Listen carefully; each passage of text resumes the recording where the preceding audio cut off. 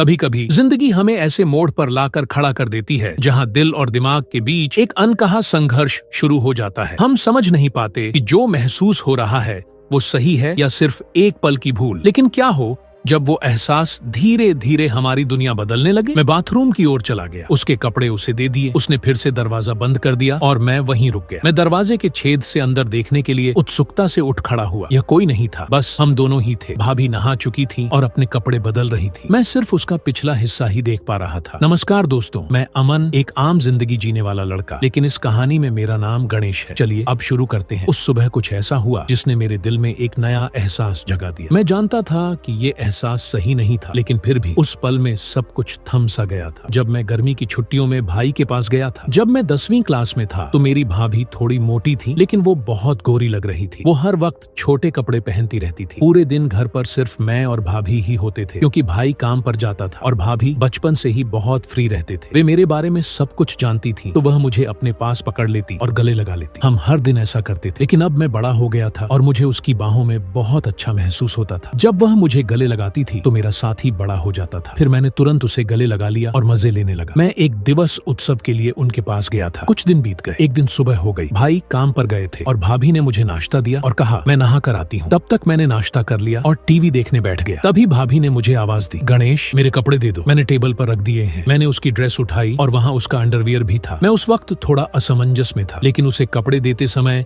मैं सावधान था, क्योंकि भाभी का सम्मान करना जरूरी था। हालांकि मेरे मन में कुछ बदलाव आया था। मैं उसका रूप देखने लगा मानो वो मेरे सामने खड़ी हो। उसने मुझे वापस बुलाया और मैं बाथरूम की ओर चला गया। उसके कपड़े उसे दे दिए। उसने फिर दरवाजा बंद कर दिया और मैं वहीं रुक गया। मैं दरवाजे की दरार से अंदर देखने के लिए उत्सुकता से उठ खड़ा हुआ। वह कोई नहीं था, बस हम दोनों ही थे। भाभी नहा रही थी और अपने कपड़े बदल रही थी। मैं सिर्फ उसका पिछला हिस्सा ही देख पा रहा था। कुछ क्षण बाद वह बाहर आई और मुझसे बोली, गणेश तुम भी नहा लो। मैं तुरंत वहाँ से निकला और नहाने लगा। अंदर भाभी का अंडरवियर लटका हुआ था। मैंने उसे हाथ में ले लिया और उसकी महक में खो गया। नहाने के बाद कमर पर तौलिया लपेटकर बाहर आया और बोला, भाभी मेरे कपड़े दे दो। भाभी ने मुझे कपड़े दिए और मैं जल्दी से कपड़े पहनकर तैयार होकर रसोई में चला गया। भाई काम पर जा रहे थे। भाभी रसोई में दोपहर का खाना बना रही थी। जब मैं वहाँ पहुंचा तो उसने मुझे गले लगा लिया। उस वक्त मैं उसके करीब रहकर खुश था। मेरे मन में कहीं ना कहीं ऐसा होने लगा। मैंने उससे पूछा, क्या मैं कोई मदद कर सकता हूँ? उसने उत्तर दिया, नहीं, तुम यहीं चुपचाप बैठे रहो। फिर वह बातें करती, हंसती खेलती, खाना बना। दोपहर के भोजन के बाद हम बिस्तर पर चले गए। भाभी चादर ओढ़कर सो गई और बोली, गणेश तुम भी मेरे साथ सो जाओ, मैं आज बहुत थक गई हूँ। उसकी आवाज में कुछ खास था और उस पर कई सवाल खड़े हो गए। वह बोली, बदन भी बहुत दर्द कर रहा है। मैंने तुरंत भाभी से पूछा, क्या मैं आपके शरीर को दबा सकता हूँ अगर आपको कोई दिक्कत नहीं है तो? उसने नहीं कहा। मैंने फिर पूछा। मैं उसके पीछे पड़ा और बोला, भाभी बोलो दर्द हो रहा है तो दबा दूं? उसने कहा, ठीक है। मैं धीरे धीरे उसके पैर दबाने लगा। उसके घुटनों तक पहुंचकर मैं रुका और अब उसकी वह चीज दिख रही थी। मैंने उससे पूछा, भाभी ऊपर भी दबाना है क्या? तो वो बोली, हाँ दबाओ, मुझे आराम मिलेगा। धीरे धीरे मैंने उसके कपड़े ऊपर उठाए और मैं उसका आकार देख सका। उस दृश्य को देखकर मुझे एक अलग ही अनुभव हुआ। उसी पल मेरा ध्यान उस चीज पर रुक गया और मैं पूरी तरह से भ्रमित था। गणेश अब रुको, मैं भी तुम्हारे पैर दबाती हूँ, तुम्हारे भी पैर दर्द कर रहे होंगे। वो मेरे पैर दबाने लगी और उसके नाजुक हाथों के स्पर्श से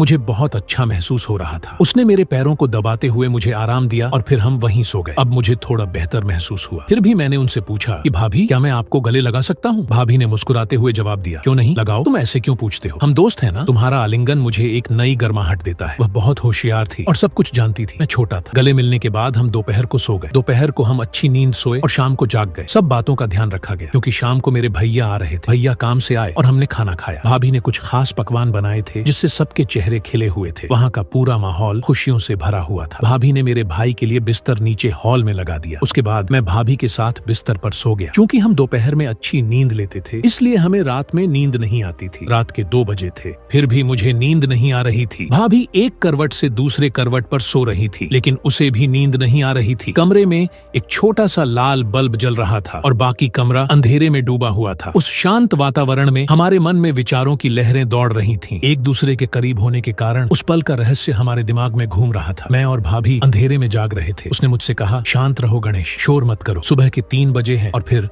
वो सो गई। सुबह हम देर से उठे। भैया उसे जगाने आए और बोले, जल्दी उठो, मैं काम पर जा रहा हूँ। हम उसकी आवाज सुनकर जाग गए और कुछ ही देर में नहाकर तरोताजा हो गए। भाभी ने मेरे लिए कुछ खास व्यंजन बनाए थे ताकि हमारे दिन की शुरुआत अच्छी हो। मेरे पसंदीदा भोजन की महक ने रसोई में एक विशेष माहौल बना दिया और वो मुस्कुराकर मुझसे बोली, चलो अब नाश्ता कर लेते हैं। उसने मुझे चाय और नाश्ता दिया और फिर नहाने चली गई। नाश्ता करते समय मुझे रात की घटनाएं याद आ रही थी और सोचा कि क्यों न दोपहर को भाभी से इस बारे में बात की जाए। तभी भाभी ने मुझे अपने ने कपड़े देने के लिए बुलाया। मैं उसके पास कपड़े ले गया और हमेशा की तरह दरवाजे की दरार से उसे कपड़े बदलते हुए देखा। नहाने के बाद भाभी खाना बना रही थी। मैंने उससे पूछा, भाभी खाना हुआ क्या? उन्होंने जवाब दिया, हाँ थोड़ा सा बाकी। फिर हमने खाना खाया और आराम करने के लिए बिस्तर पर चले गए। मैं और भाभी एक ही चादर में सो गए। उसने मुझे गले लगाया, मैंने भी उसे कसकर गले लगाया। मैंने भाभी की तरह उसकी तरफ देखा और कहा, क्या मैं एक पूछ सकता हूँ? उसने सोचते हुए कहा, पूछो। मैंने आगे कहा, भाभी रात को पति पत्नी क्या करते हैं? भाभी ने मुस्कुराकर जवाब दिया, कुछ नहीं करते। फिर बोली, पति पत्नी जो करते हैं वही करते हैं। जब तुम बड़े हो जाओगे या शादी कर लोगे तब तुम्हें समझ आएगा, लेकिन फिर भी तुम्हें बताती हूँ, पति और पत्नियां वही करते हैं जो जानवर करते हैं। उस दिन कुत्ता और कुतिया जो करते थे वैसा ही पति पत्नी करते हैं। मैंने उनसे पूछा, अरे भाभी यह क्या सिर्फ पति पत्नी के लिए है? उसने जवाब दिया, नहीं कोई भी कर सकता है, लेकिन इसे निजी रखना महत्वपूर्ण है। यह एक रहस्य है, अगर किसी को पता चल गया तो बड़ी बदनामी हो सकती है। मैंने थोड़ा आश्चर्य से पूछा, क्या ऐसा हो सकता है? उसके बाद मैंने विषय बदलते हुए कहा, भाभी क्या आज हम कोई नई चीज कर सकते हैं, क्योंकि आज मुझे नींद नहीं आ रही। तो वह मुस्कुराकर बोली, कोई बात नहीं, चलो ऐसे ही लेटे रहते हैं। फिर हम गले मिले। मैंने उन्हें कसकर पकड़ लिया और कहा, भाभी आप भी मुझे कसकर गले लगा लो। वह तुरंत मेरी बाहों में आ गई। फिर एक अनोखा जादू हुआ। उस क्षण मुझे एक अपूर्व आनंद की अनुभूति हुई। हमारे हाथ एक दूसरे के चारों ओर घूम रहे थे और बीच में उन मधुर क्षणों में हमें बहुत विशेष महसूस हुआ। हम एक दूसरे की बाहों में खो गए। मेरा साथी सख्त हो रहा था और मुझे बाथरूम जाना था। मैंने भाभी से कहा, भाभी मुझे बाथरूम जाना है। उसने भी मुझसे कहा, चलो